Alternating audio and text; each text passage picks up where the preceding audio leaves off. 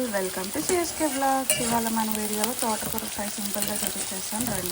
ముందుగా తాలింపు వేసేసుకొని, తాలింపు కంటే ముందు నేను ఏం చేశానంటే ఆయిల్లో కొంచెం ఈ మినప వడియాలు అవి ఉంటాయి కదా, ఫ్రై చేసి పెట్టేసుకున్న పక్కన.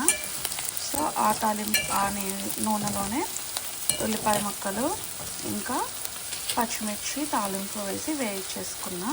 ఇందులోకి ఫ్రెష్గా వచ్చిన తోటకూర వేసేస్తున్నాం. వేసి మూత పెట్టేసి తీసి చూద్దాం. చూడండి, సూపర్గా మగ్గింది. ఇంకా దీన్ని ఒక 5 minutes ఫ్రై అవ్వనిద్దాం. మూత తీసేసి చూద్దాం.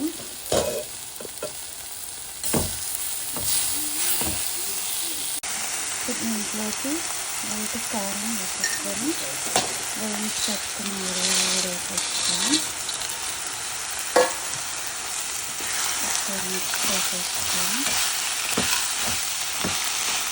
మూత పెట్టేసి మగ్గని 2 minutes మూత పెట్టేసి మగ్గనిద్దాం.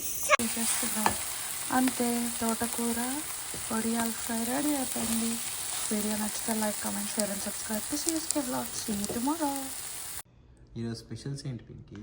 ఇవాళ వేడి వేడి అన్నం, బ్యాక్ యార్డ్లో వచ్చిన తోటకూరతో తోటకూర ఫ్రై, తోటకూర పప్పు, ఇంకా వంకాయ రోటి పచ్చడి.